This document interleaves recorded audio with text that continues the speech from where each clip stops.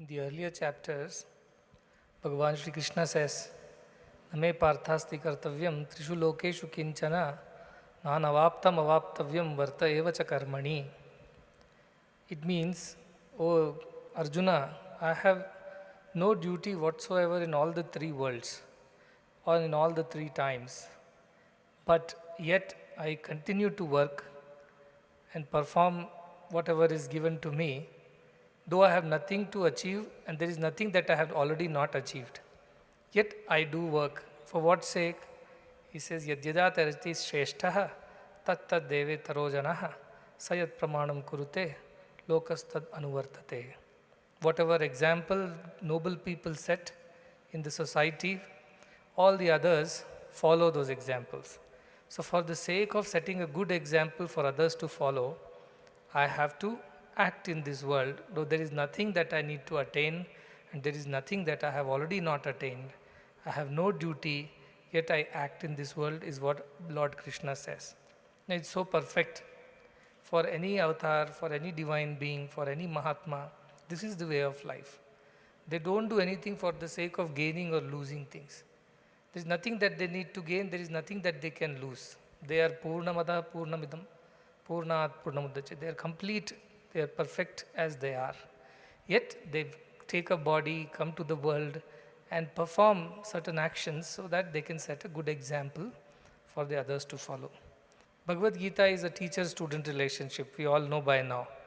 For the first time, Arjuna became a student of Krishna. So far he was only a cousin, a friend, a playmate and things like that. He never saw Krishna from the eyes of a student. And so far Krishna also never took the role of a teacher upon himself. He also taught or treated Arjuna the way Arjuna treated him, like a friend. For the first time Arjuna surrenders. He says, I am confused about my duty. What am I supposed to do? Please guide me. And when he surrenders as a Shishya, Shishyasteham Shadi Mahaprapanna. I am surrendering to you as your Shishya. Please teach me what is right. Sammuda Cheta, I am confused about my duty. Then Lord Shri Krishna took the role of a guru and teaches. Tomorrow is Ashadi Ekadashi, another very auspicious occasion for the whole of the world and especially in India, Maharashtra, where all the Varkaris will walk all the way to Pandharpura to see their Lord Vittala and have darshan, and they'll walk all the way chanting, singing the glory of the Lord, and they will embrace, hug each other in the spirit that all are divine. That was the idea of Varkari Sampradaya, and even today that happens, and that is the beauty of these festivals. They remind us again and again that the Lord resides in all, and we are all nothing but manifestations of the same divinity, externally different but internally same. Every single festival in India reminds us that. And Guru Purnima is one of the most important and significant festivals in our country, because it is only a Guru who can truly take us to our Guri or the goal. Everybody else, Acharyas are there are Shikshaks are there are other kinds of teachers are there, but they are those who may or may not have realized the knowledge. A Guru is somebody who has realized the knowledge, so he is an authority. And he exactly knows the pulse of the student, and he can customize the teachings to the needs of the student because he knows his student in and out. So there is no one straitjacket approach when it comes to a guru. He has a different plan, different approach, different methodology for every student, and by now most of you would have figured that out here. So Krishna is a wonderful guru, and Arjuna is also a wonderful disciple. See, 9 chapters into Bhagavad Gita, so many questions, so many answers. Arjuna is intensely listening to whatever Krishna has to say. And how beautifully Krishna is teaching Arjuna. He teaches him first about his duty as an individual. Whole Karma Siddhantas, the principle of action, is taught in the earlier chapters. Then he slowly takes him to Bhakti side, the Upasana side. How to steady one's mind and for what sake one should do duties in the world. This is the second part of Bhagavad Gita, and the last 3 chapters will be only about the ultimate knowledge, ultimate supreme knowledge, ultimate truth that we all are. In Chandogya Upanishad, Shvetaketu is one disciple and his father Uddalaka is a guru. However, Uddalaka knows that my son would not learn under me much because children don't think much of their parents and parents' wisdom. So even then it was the same, even now it is almost mostly the same. So Uddalaka sends this Shvetaketu, quite a fellow, to another rishi to learn. And Shvetaketu learns there, comes back after whatever 12 years, and he reaches his home to his father, and father asks, "What have you learned?" And he explains, "I learned these Shastras, Vedas and everything." But father asked, "Have you learned that knowing which nothing else needs to be known?" And Shvetaketu says, "This is something that was not taught to me, it is out of syllabus." He said, "No, this is all that you should have learnt in the first place. Leaving that, you're busy learning everything else." And then he teaches him about Atman, about Brahman, and he gives him one Mahavakya, comes from Chandogya Upanishad, that is Tattvamasi. He says, "Tattvamasi Shvetaketu, you are that." What? The divine. You are none other than divine. He explains him using the example of clay pots and clay. Mrittika ityeva satyam. He said, the clay alone is the reality. All pots are just vikaras, different manifestations, different forms and shapes.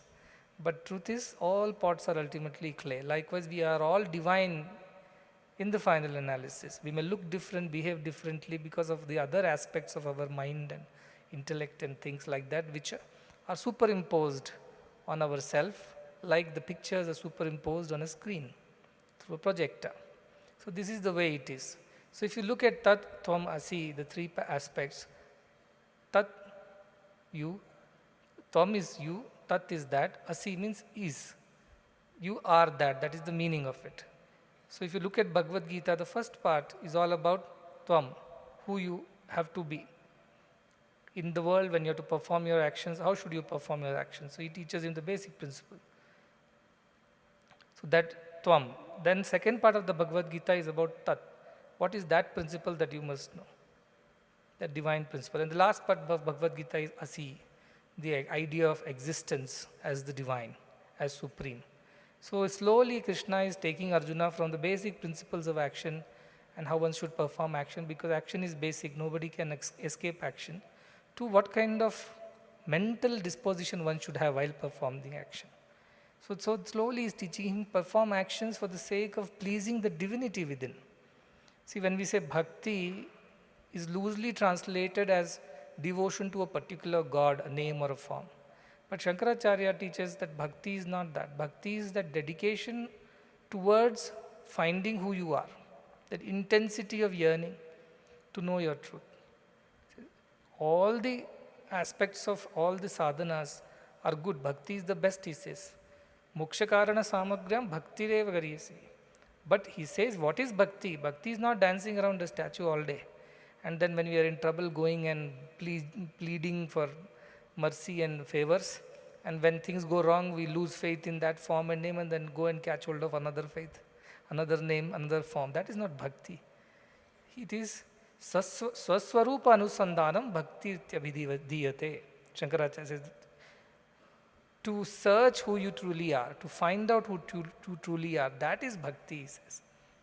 So how that bhakti has to be understood in the context of Bhagavad Gita now. See, unfortunately, most of the Bhagavad Gita commentators or people who teach, they teach it from Dvaita Bhava. Krishna is the Supreme Lord. And we must be devoted to Krishna.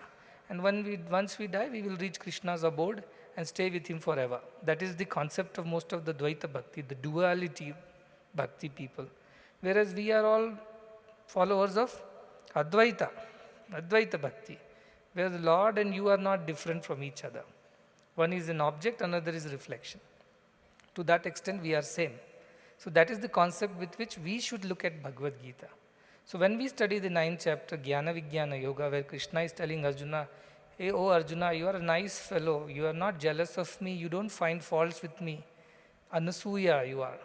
And therefore, I am teaching you the highest of the wisdom, Jnana Vijnana Sahitam. He says, Vijnana Sahitam means I am teaching you how it has to be also realized. What is to be realized and how is to be realized. Both I am going to teach you about. And why am I teaching you? Because once you know this, moksha se ashubhat, you are freed from all that is inauspicious, all that which is inauspicious is not going to touch you anymore. And we discussed what is the most inauspicious thing that can happen to us, that we believe that we are just this body which needs to be pleased, which needs to be taken care of, which needs to be pampered, and we are all the time running around, feeding and taking care of this body and maintaining and pleasing this body and the senses and the mind. So if you think that's all you are, that's the most inauspicious thing. That is the reason for all the problems in the world, Deha Bhava. So here is Krishna teaching Arjuna, you are more than that. And he calls this knowledge as Raja Vidya, supreme most, royal knowledge. It's not an ordinary knowledge. Lot of kinds of knowledge is there. We know Dve Vidya is there. One is the lower knowledge, material knowledge, like you study various subjects. And then there are higher knowledge. This higher knowledge is Raja Vidya, the supreme most. And Raja Guhyam, it's an ultimate secret. It's not to be told to anyone just like that. Why is he telling Arjuna? Because Arjuna is here Anasuya. He has no ego. He has no problem with Krishna's teachings. He is not finding faults where there are none. Otherwise, most of the people with idle curiosity, they only come to test the teacher, how much the teacher knows. They keep asking unwanted questions. There are some of these students who have this sadistic pleasure of troubling their teachers in the class. So such children, you are not one of them. You are a sincere student. Therefore, I am teaching you. And he says, what kind of knowledge is this? This can be realized then and there. Pratyakshavagam gamam. It's not something to be realized after you die or after you reach somewhere. Here and now, this is realizable. Therefore, it is very important that you know this. And it is not even tough, susukham. It is very easy. It is dharmyam. This is what will put you on the path of righteousness. This is what will teach you how you should live your life. Therefore, it is important. And kartum avyayam, the best part of this knowledge is that once you realize it, you never forget it. But this is the knowledge, once you make it your own, you can never forget it. What a wonderful knowledge this is. This is the supreme most, still it is the easiest, it is easily realizable, and once you learn it, you never forget it. So wonderful knowledge, and that's why Krishna is very keen. Look at the compassion of Krishna for Arjuna, love for Arjuna.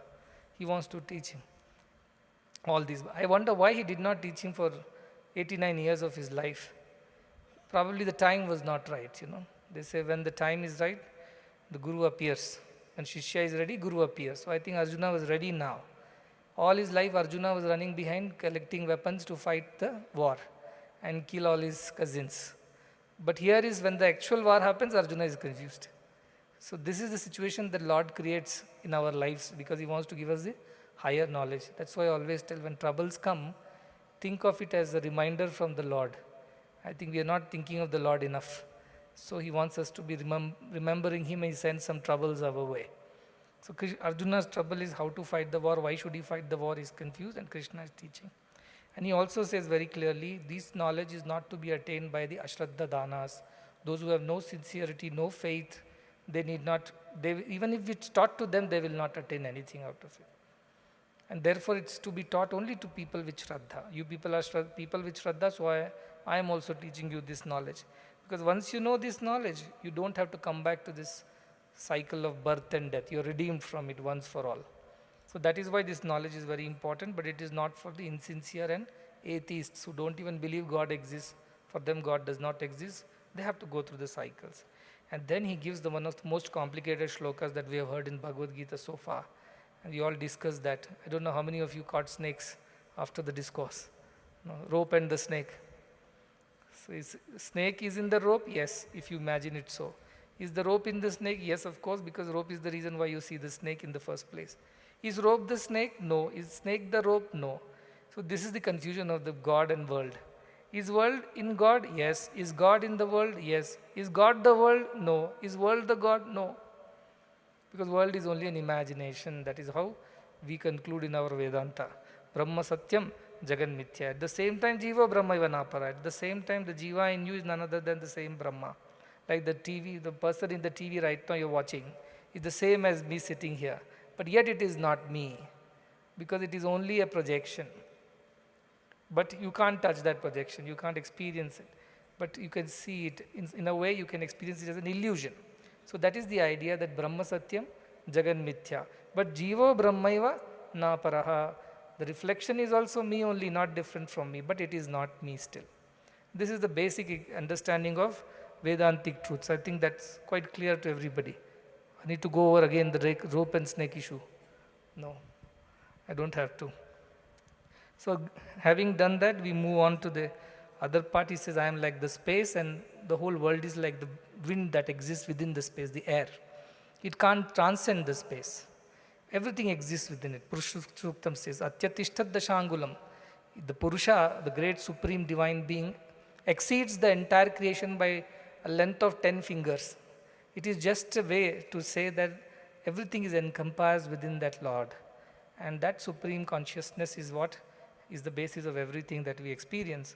And he says, ultimately, all the beings are born out of me from that supreme consciousness, and everything merges back in that.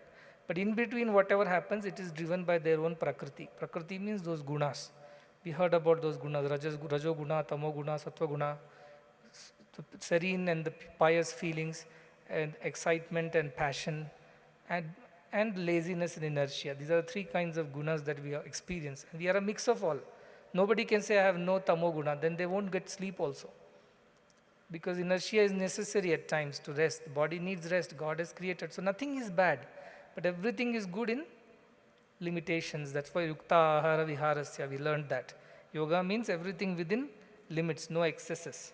So that is the idea, that while the world goes on doing its own things based on the gunas, the Lord remains unaffected. Like today it's raining, but has the space become wet? Tomorrow it becomes sunny. Has the space become dry? No, space. I'm not talking about the atmosphere. I'm talking about the space in which the atmosphere exists. The whole atmosphere might become humid, or it may become hot and things like that. But the space, which is the subtle basis of everything, in which everything exists, it's not getting affected. When the sunlight falls on a temple, it's not getting purified because it is now illuminating a temple. Similarly, if a sunlight falls on a, let's say, a pile of garbage, it is not getting dirty because it has illuminated the garbage. It is same, whether it falls on a sinner or a saint, good, bad, ugly, it is untouched by any of these things. That is the idea. When our eyes see colors, eyes are not getting colored. I see pink, my eyes don't become pink. I see yellow, my eyes don't become yellow. My vision, what I mean to say. So Lord is like that, that consciousness with which we experience everything. For those who are interested in further details of this, look into Drigadrishya Viveka. That's one of the wonderful compositions of Vidyaranya Swami, who was one of the Sringeri Sharada Peetham Jagadguru at some point in time. And he also founded the great Vijayanagara Empire to two of his disciples, Hakka Bukka, as they say. So he wrote Drigadrishya Viveka, and this is very simple. What is seen and who is the seer? That is the concept. If objects are the seen, eyes are the seer. If eyes are the seen, mind is the seer. If mind is the seen, witness is the seer, but there is nobody who sees the witness. This is the concept. You go one level below, inside.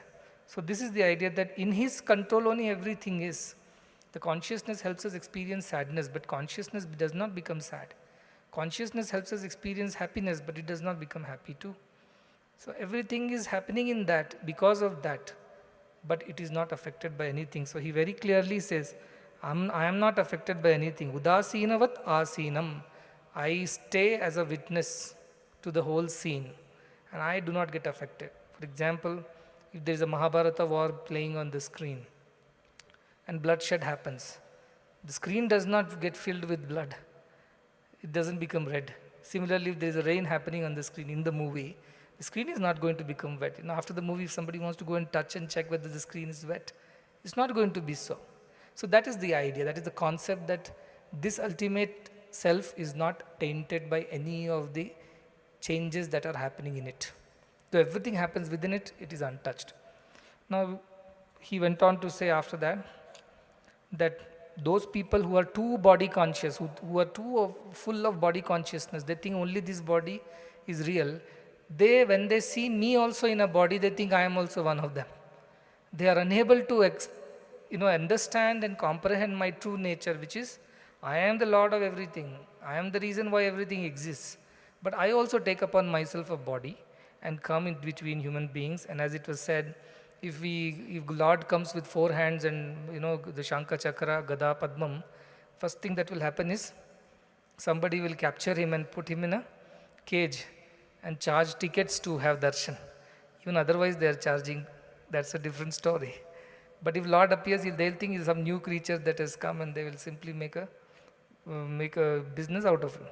So he comes just as other human beings, behaves like one, so that, as it is said, God's descent is for man's ascent.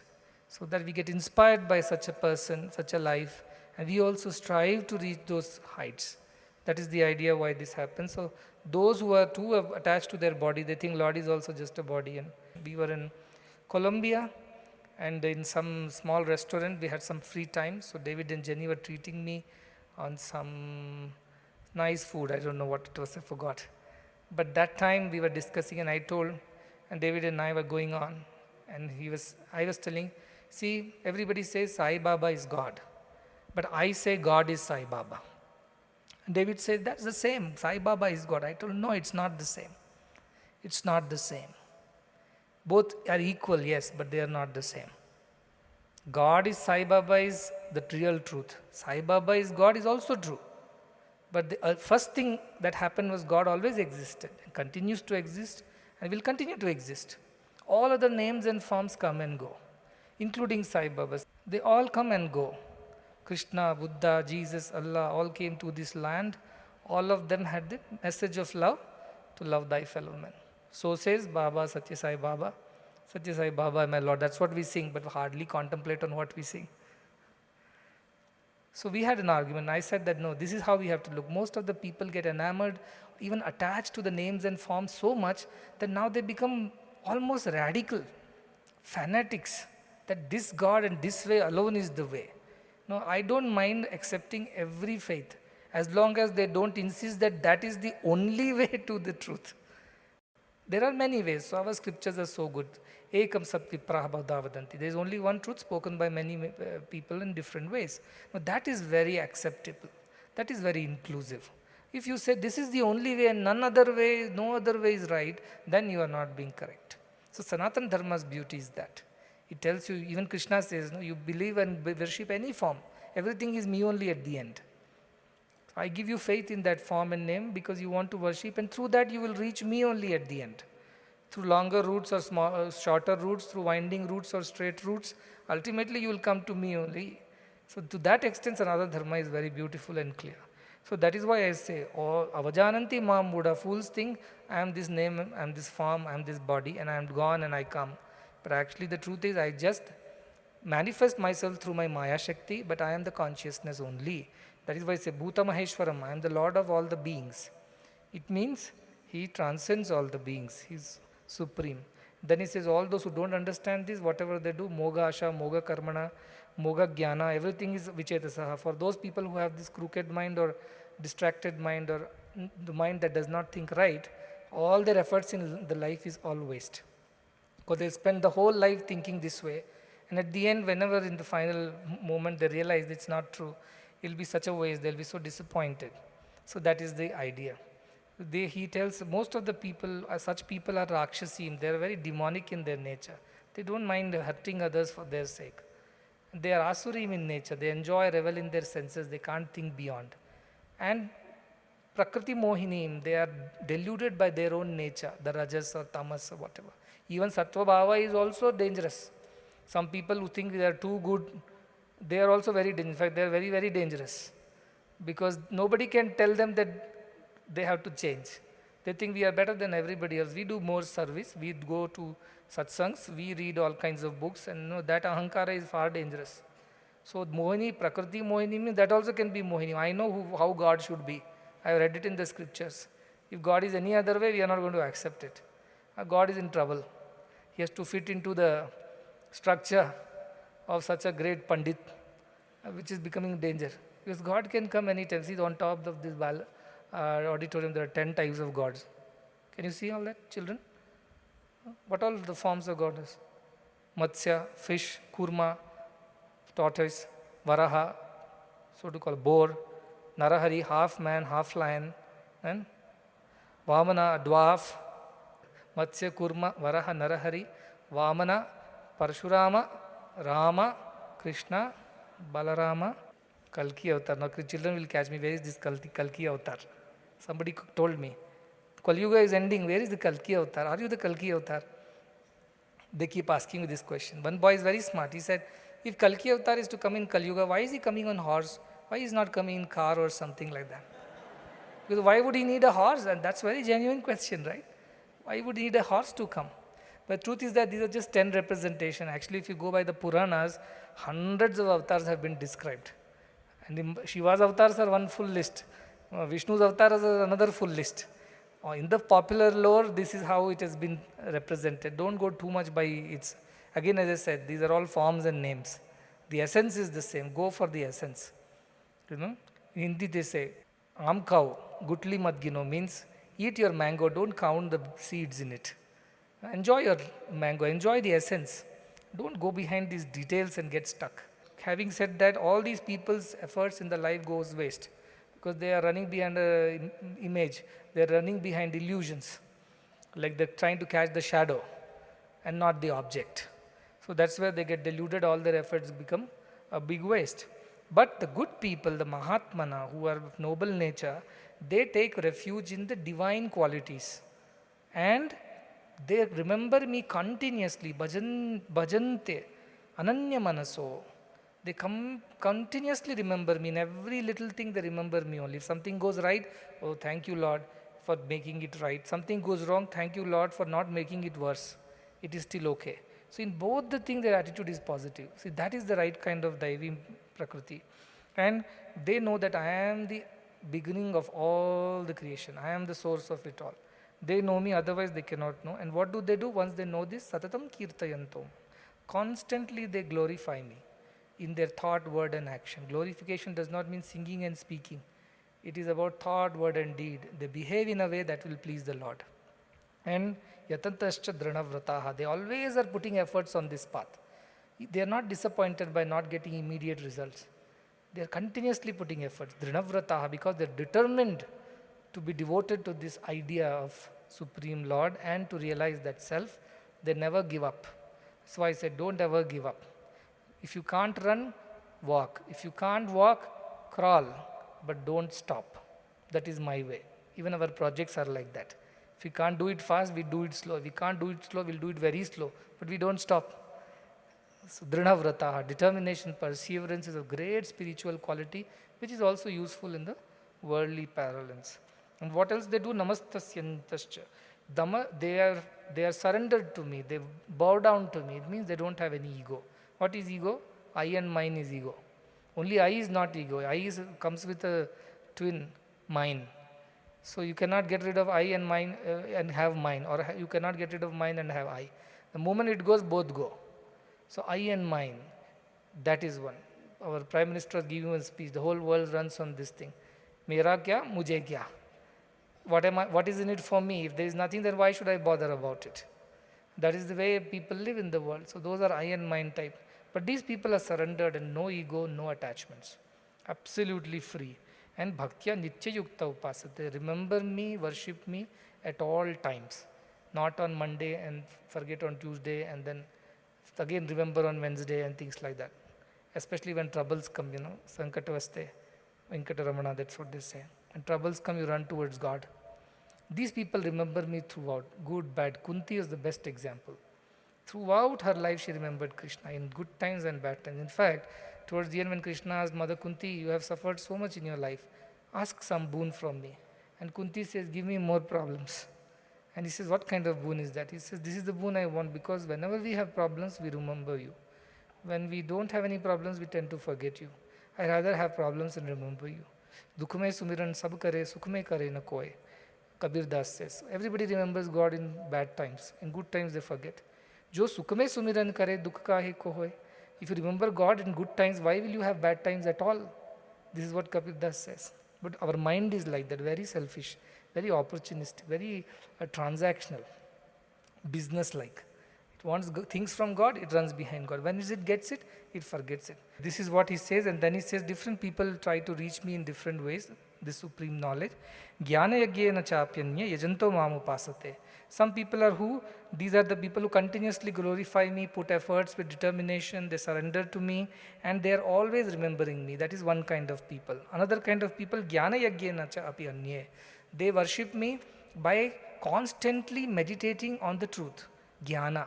Aham brahmasmi, aham brahma, sarvam brahma, prajnana brahma. They remember these truths and continuously read or learn about this truth from gurus and different jnanis, and that is how they worship me. Like those who go to Himalayas and sit in the caves and meditate on the Supreme. So those are also there. They also worship me.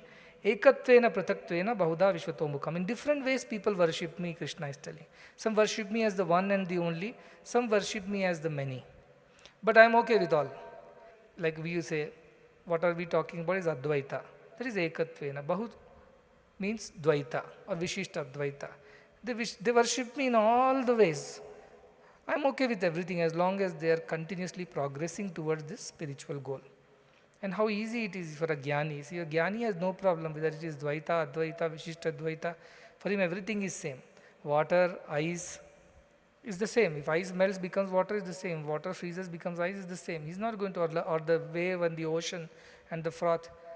This example is this given in our scriptures. This is water only in different forms. So he has no problem with this. Like Hanuman. What did he say? Deha buddhyatu dasoham. When I think I am the body, I am your servant. Jiva buddhya tadamshakaha. When I think I am the jiva, spark of you, I am a part and parcel of you. Atma buddhya tvamevaham. When I think I am the Atman, and you are one. Iti me nishchalamatihi. This is my firm conviction. So for a jnani, there is no problem in whichever way you worship. These ajnanis who go on fighting and arguing about superiority of one path over the other, one way over the other. And he says, but the truth is that whatever you try to do to reach me, whether you do yajna, tapa, dana, jnana, bhakti, upasana, ultimately all this is for my sake, and I only motivate you to do all these things. I am the reason why all this happens. I am the receiver of all the worship in whichever way you do. And what does he say? Aham krutur aham yajna svada aham aushadam mantro aham ahamevajyam aham agnim aham hutam. He says, I am only everything. The people who do fire rituals, karma kandis, what they do, they get on fire altar, they collect all kinds of herbs, and then they put it into the fire, they put a lot of ghee in it, and then they worship and please the Lord that way. Everything is me. We chant, Brahmarpadam, Brahmahavi, Brahmagano, Brahmanautam, same concept.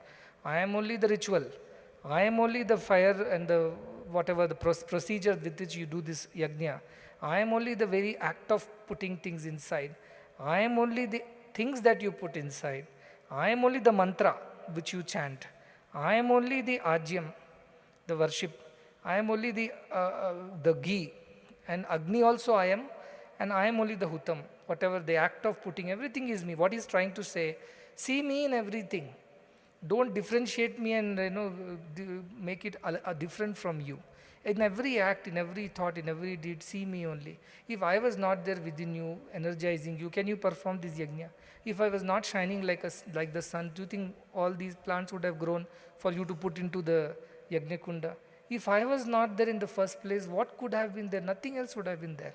So all these acts of worship would not have been possible without me. See me in everything, that is the idea. And he says, Pita aham asya jagato mata dhata pitamaha. I am the father of the whole world. Then you say, your father, then who is the mother? I am only the mother, he says. Oh, but who is your father? I am only my father also, pitamaha. I am only the grandfather. What he is trying to say, I am everything. From me only everything has come out. So don't you think of me as anything different from that. Beautiful shloka in Mundakopanishad comes about creation. He savis, Yatha urnanabhi sujite grunatecha. Like the spider, plenty of them in the hostel. How they spit out, they pull out their own secretions, and then they make a web out of it and live in it and catch an insect or two. And when they are bored, they move on to the next room and build another web over there. They swallow it all back. Like that, everything comes out of the Lord. See, there are two ways creation happens. One is called nimitta karana and upadana karana. Nimitta means the instrument or the reason, the person who does it. And upadana is the material also with which it is being made. Both are Lord only. That is how our scriptures say. The material for building a web also has come out from The spider only. And who built it? Spider only. Who lives in it? Spider only. And who swallows it back? Spider only. Beautiful shloka. Yatha prithivya moshadaya sambhavanti. How naturally plants grow out of soil. Yatha kesha purushat kesha lomai, like the hair grows on our skin. Tatha aksharat sambhavatihi vishwam, it says. That is how from the imperishable, this perishable world has come into existence. Wonderful example. That is what he is saying. I am only everything, see me in all.